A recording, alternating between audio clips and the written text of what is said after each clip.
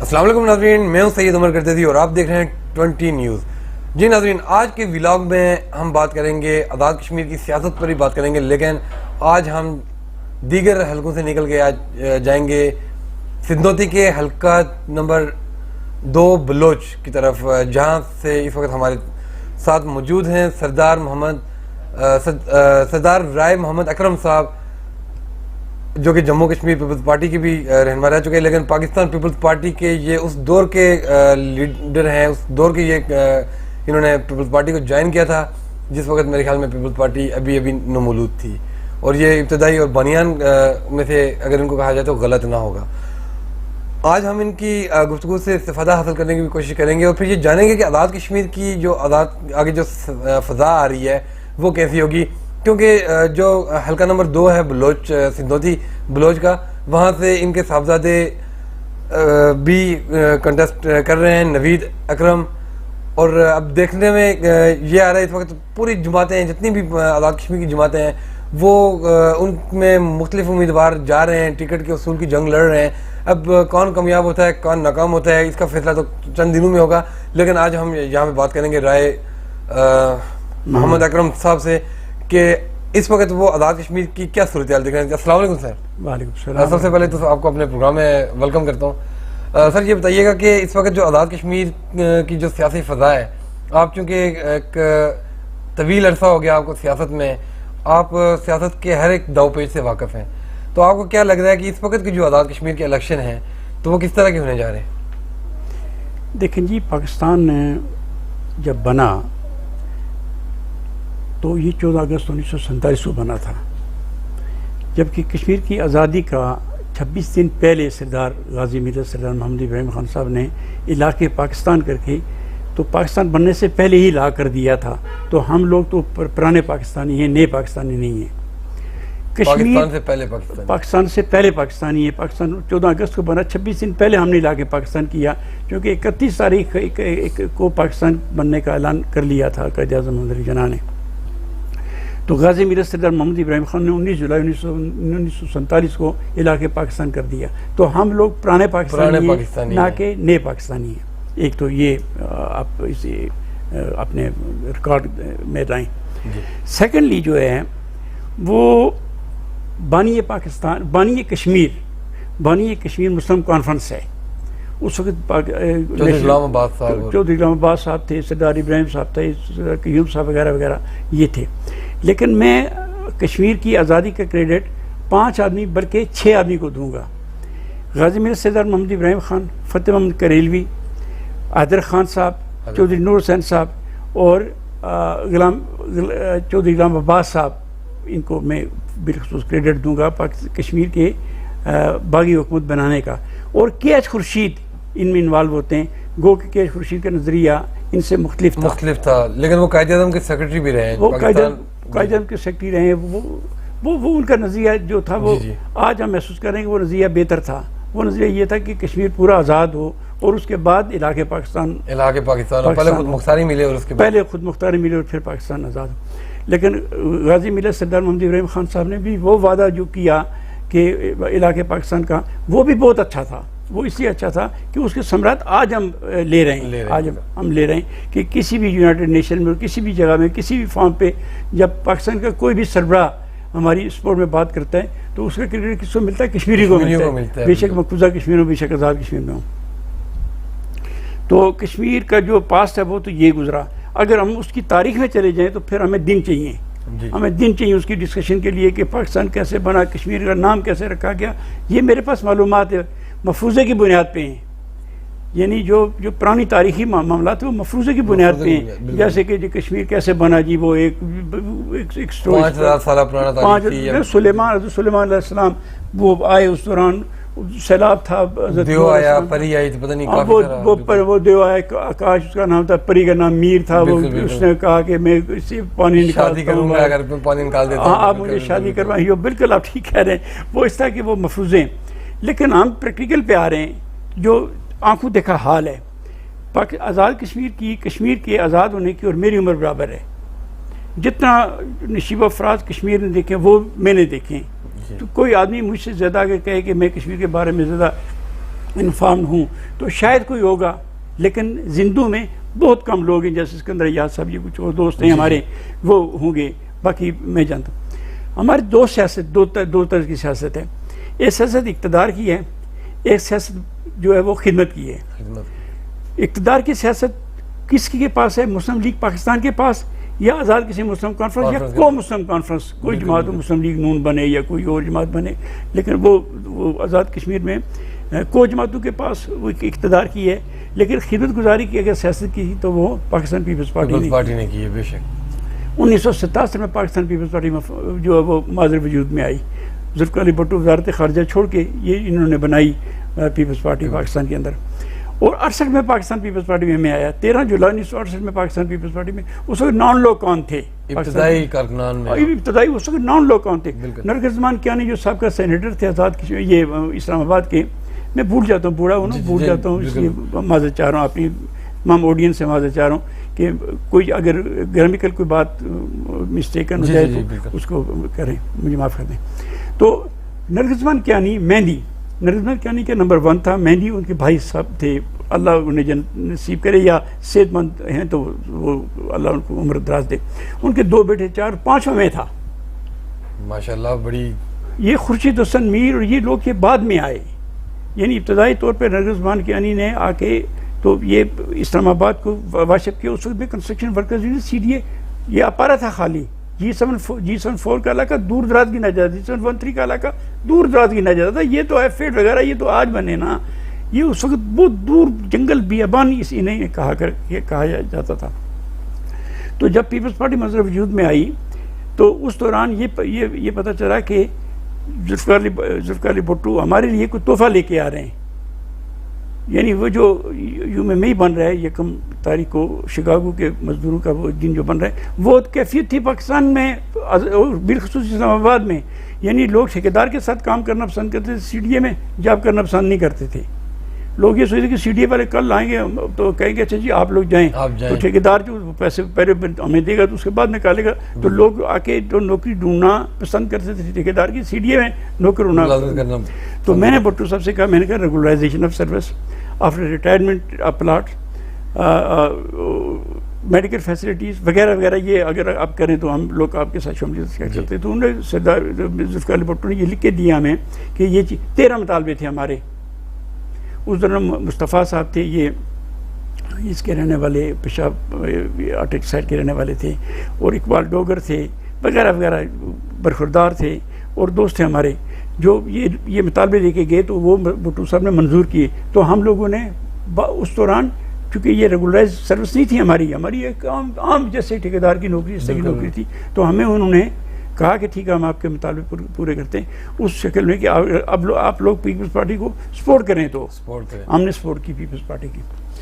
13 جولائی 1968 کے بعد میں اپنے آپ کو پاکستان پیپلز پارٹی کا ایک کارکن تصور کر رہا ہوں اور مان رہا ہوں اور جان رہا ہوں، اور میں بھی جو لوگ بھی پاکستان پیپلز پارٹی کا کارکن بطور کارکن جان رہے ہیں۔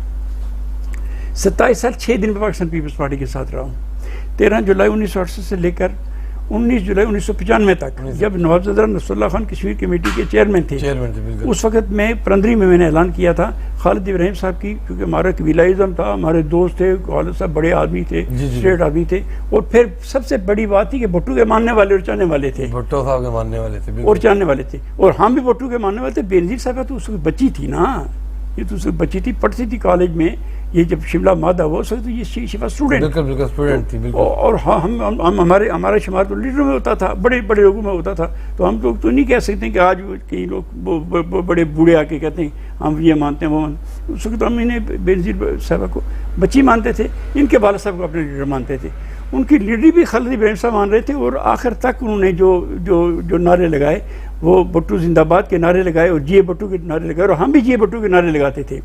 پھر جی اے بھٹو جو بھٹو صاحب تھے، ان کا انتخابی نشان تلوار تھا جو خالد صاحب نے لے لیا، تو میں نے جو آج سے پہلے الیکشن کنٹیسٹ کیے تھے وہ تلوار نشان پہ الیکشن کنٹیسٹ کیے تھے 1996 میں نے جو نسبت بھٹو کے ساتھ تھی، نسبت بھٹو کے، آج بھی نسبت بھٹو کے ساتھ بھٹو کے ساتھ تھی، لیکن اس دوران چونکہ منگ کے مقام پہ انہوں نے بینظیر صاحبہ نے کچھ ٹائمنگ، وہ ایک معاملہ ہے چونکہ بینظیر صاحب اللہ پاک جنت نصیب کرے، وہ فوتوں کی بات نہیں کرنی چاہیے، لیکن وہ ایک معاملہ تھا، خالد صاحب نے ان کو چھوڑا اور ہم نے خالد صاحب کو پکڑا، اور خالد صاحب نے بھٹو کو پکڑا ہوا تھا، انہوں نے چھوڑا کسی کو تھا، تو درمیان میں ایک معاملہ بنا، وہ اس چیز کو ہم ٹچ نہیں کر رہے ہیں. لیکن جب جموں کشمیر پیپلز پارٹی نے مسلم لیگ نون کے ساتھ آ کے اتحاد کیا، یہ آج سے کوئی 10 سال پرانی بات ہے، اتحاد کیا، تو اس دوران میں نے کہا جس ضیاء اللہ کو ہم گالیاں نکالتے رہے آج تک، ہم برا بلا کہتے رہے، اور آج اسی کی پرو جماعت، یہ نواز شریف کی جو جماعت ہے یہ اسی کی بنی ہوئی ہے، اس کے خلاف بھی ہم بولتے رہے، اس کے ساتھ اتحاد اگر کریں تو میں جا رہا ہوں. یہ نظریاتی اختلاف ہوگا. یہ نظریاتی، تو جب نظریاتی اختلاف شروع ہوا تو میں نے جماعت چھوڑ دی اور میں پاکستان پیپلز پارٹی میں دوبارہ چلا آیا. اور اختر حسین ربانی صاحب اس وقت چارپائی پہ تھے، وہ بیچارے بیمار تھے، بری حالت میں. اس وقت یہ فاروق طاہر 10,000 ووٹ سے جیت رہا تھا. میں نے آگے کوشش کی، میرے دوستوں نے کوشش کی، میرے قبیلے والوں نے کوشش کی، اور دوست یاروں نے کوشش کی، تو ہم لوگ 200 ووٹ سے جیت گئے. 200 ووٹ کے لگ بھگ 182 ووٹ یا 203 4 10 ووٹ ہم جیت گئے. اور اختر حسین ربانی صاحب 2.5 سال زندہ رہے، 2.5 سال بعد اختر حسین ربانی صاحب مرے. لیکن جب ان کے ساتھ ہم نے اتحاد کیا تو اختر حسین ربانی صاحب کا وعدہ تھا کہ آج میں الیکشن کنٹیسٹ کر رہا ہوں، رائے صاحب کل آپ کریں گے، آج آپ میری سپورٹ کریں، میں کل آپ کی سپورٹ کروں گا.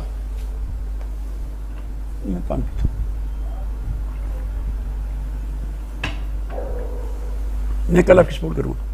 جب میں نے اختر حسین ربانی صاحب، میں کراچی گیا ہوں فریال طالپور صاحبہ کے ساتھ، اور وہ ہمارے چودھری مجید صاحب تھے پریزیڈنٹ اس وقت جماعت کے، ان کے ساتھ گیا ہوں. تو وہاں پہ انہوں نے کہا کہ جو فہیم ربانی ہے اس کے سمپتی کے ووٹ بھی ملیں گے. بالکل. اور یہ آزاد کشمیر اس وقت جو آزاد کشمیر کی تنظیم تھی، پیپلز پارٹی کی مرکزی تنظیم جو آزاد کشمیر تھی، انہوں نے بھی اسلام آباد میں آ کے وہ ایک میٹنگ کی. اس میٹنگ میں ہمیں یہ ایکسپلین کیا، تو ہم نے ان کے ہاں کے ساتھ ہاں ملائی. اور ربانی صاحب کے بیٹے، نوالک بیٹے جو فہیم ربانی صاحب، ان کی سپورٹ کی، اور انہوں نے 20,000 ووٹ لیے، لیکن ہار گیا ہم الیکشن. اس کے بعد بھی ہم نے سپورٹ کی، پھر بھی الیکشن ہار گئے. تو اس کی وجہ کیا ہے کہ اس کی فاؤنڈیشن، وہ جو فاؤنڈیشن وہ کمزور تھی. اور فاؤنڈیشن کمزور کون کر کے گیا تھا؟ اختر ربانی صاحب کر گئے تھے. معلوم ہے بات نہیں کرنی چاہیے، لیکن وہ کر کے گئے تھے. انہوں نے منظور عاصم صاحب کو ٹکٹ دلوا دیا، اور خود وہ آزاد لڑے، خود بھی ہار گئے، اختر حسین ربانی صاحب ہار گئے، اور منظور عاصم صاحب بھی ہار گئے، اور فاروق طاہر صاحب ہمارے سر پہ بٹھا گئے. بولو آج تک فاروق طاہر کو اس کے بعد اتارنا ہمارے لیے کافی مشکل ہے، مشکل بنی ہوئی ہے. یہ فاؤنڈیشن کمزور کیوں ہوتی ہے؟ کیا یہ جو جیسے آپ نے بات کی اختر ربانی صاحب کی، تو یہ کارکنان سے یا عوام جو وہاں کے لوگ ہوتے ہیں، ووٹر ہوتے ہیں، انہیں نظر انداز کر دیتے ہیں اس وجہ سے؟ دیکھیں جی، ہوتا یہ ہے کہ ایک ذاتی ووٹ ہوتا ہے، ایک جماعتی ووٹ ہوتا ہے. ایک ذاتی انسان تو ایک جماعتی انسان ہے. جب تک جماعتی انسان بن کے رہے تو اس وقت تک انسان مضبوط رہتا ہے، جماعت بھی مضبوط رہتی ہے، فاؤنڈیشن مضبوط رہتی ہے. جب وہ ذات کی طرف 10,000 ووٹ 20,000 ووٹ ذاتی بن جائے، میں آزاد کشمیر کی بات کروں، پاکستان میں جو لاکھ ووٹ ہیں، آزاد کشمیر کی بات کروں 20-30 ہزار ووٹ، جب آدمی کے پاس ہے وہ اس آدمی کا ذہن یہ کہتا ہے کہ مجھ میں خوبی ہے، جماعت میں نہیں بلکہ مجھ میں خوبی ہے، وہ انفرادی، ہاں اکڑ آ جاتی ہے، انفرادیت آ جاتی ہے. تو جب آدمی جو اس کے ساتھ چلنے والے، وہ کس نے ٹھیکہ لیا ہوتا ہے، کس نے اپائنٹمنٹ کے لیے درخواست دی، وہ لوگ ساتھ چلے آتے ہیں، اور وہ اس وقت جیتتا نہیں ہے لیکن ووٹ بڑے لے لیتے ہیں. جماعت کے پاس وہ آدمی ود ووٹ ہے، انفرادیت حیثیت ہے لیکن ود ووٹ ہے، اور آدمی جو ہے وہ اس کے پاس جماعت کی کوئی حیثیت ہے نہیں، کیونکہ جماعت کے پاس تو ووٹ نہیں، ووٹ تو اس کے پاس ہے. اب جماعت کی پہچان وہ بنا ہوا ہے، نہ کہ وہ جماعت، نہ کہ جماعت اس کی پہچان بنی ہوئی ہے.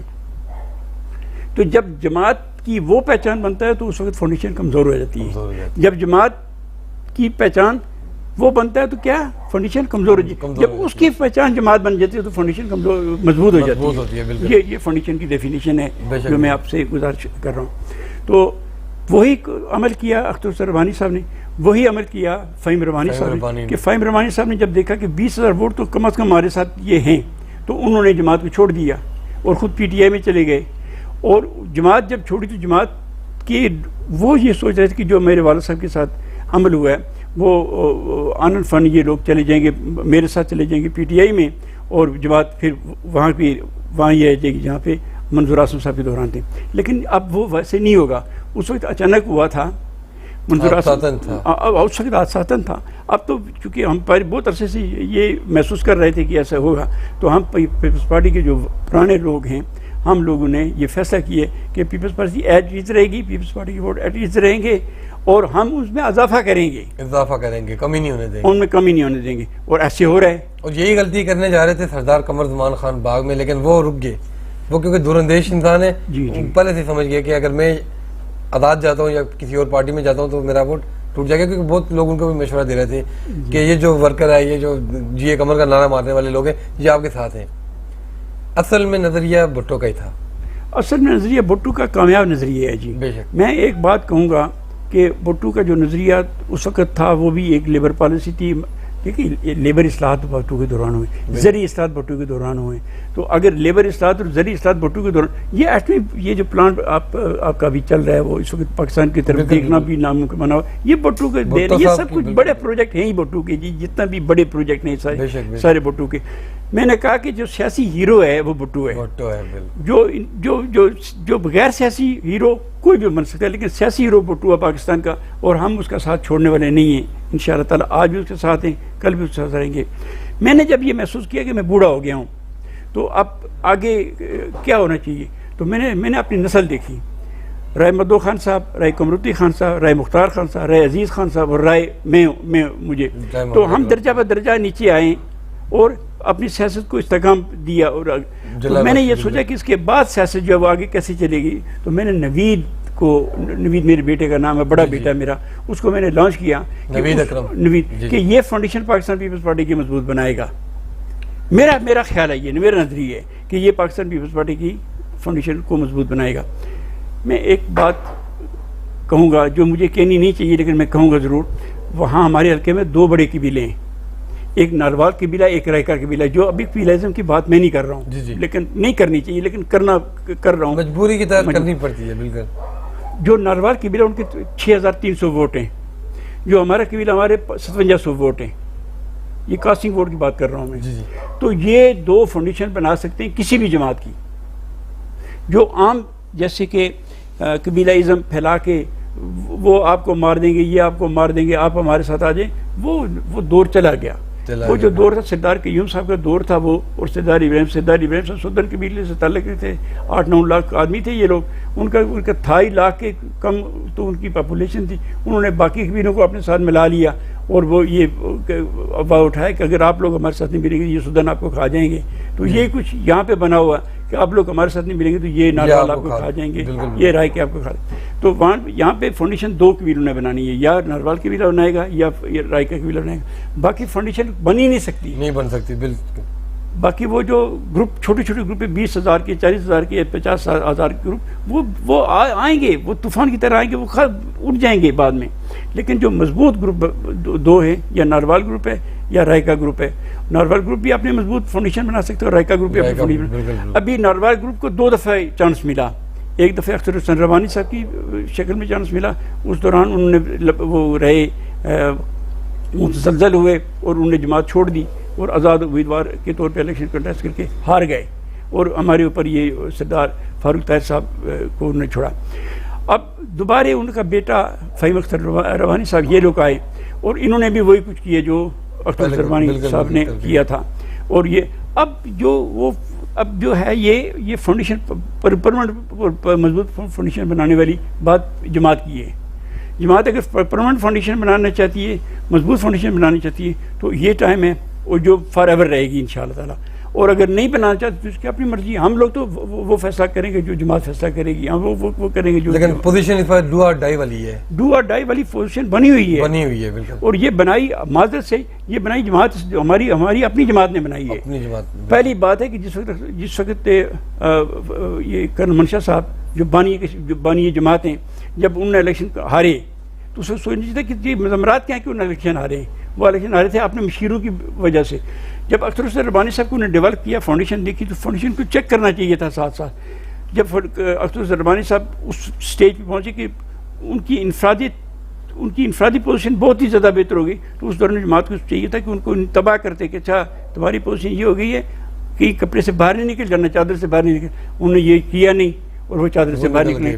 تیسری دفعہ اختر حسین ربانی صاحب کے بیٹے فہیم اختر ربانی صاحب جب الیکشن کنٹیسٹ کرنے کے لیے انہوں نے اپنے کاغذات نامزدگی دائر کی، اس وقت یہ کہنا چاہیے تھا کہ میرے سامنے کہا اور یہ لطیف اکبر صاحب نے یہ ایک بات کہی تھی جو آج کل صدر Pakistan Peoples party Azad Kashmir wing کے جو پریزیڈنٹ ہیں انہوں نے یہ بات کی تھی، اور چودھری مجید صاحب نے بات کی تھی کہ پیونی طرح تو نہ کرے ہاں، تو اگر تو وعدہ کرنا تو میں تو کی ریکمینڈ کرنا اس سے.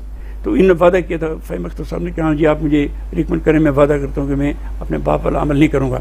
تو وہ انہوں نے بات تو کی تھی، لیکن ان کو سوچنا یہ تھا کہ کیا یہ بچہ اتنا بڑا وزن اٹھا سکے گا، کیا یہ اتنی کور کر سکے گا. وہ 21-22 سال کا بیٹا بچہ ہے، یہ نوید کی عمر 30 سال کے قریب ہے. میں اس وقت بھی اس کو آ رہی جگہ پہ ہدایت دیتا ہوں کہ یہاں سے رائٹ ٹرن کرو، یہاں سے لیفٹ ٹرن کرو. بزرگوں کا ایک اپنا ہوتا ہے، تجربہ ہوتا ہے اپنا. اچھا، تو میرا تو 51 سال تجربہ ہے سیاست کا. 51 سال تجربے سے جو آدمی مستفید نہیں ہوتا ہے تو وہ اولاد میں سے میں تو کہتا ہوں اس سے بڑی ناراضگی ہو ہی نہیں سکتی. تو میں آج ہوں کل نہیں ہوں، اس لیے میں نوید کو لانچ کر رہا ہوں. نوید کے بعد یہ جو بیٹا ہے اس کا تبارک، یہ جو بیٹا یہ نوید کا بیٹا ہے، یہ اس کو کر رہا ہوں. وہ میرا بیٹا سب سے چھوٹا. ہم تو پیپلز پارٹی کے پرو پیپلز پارٹی کے ہیں. بالکل ایسے ہی، اور نظریاتی لوگ ہیں جو شروع سے چلے اور آج تک قائم ہے.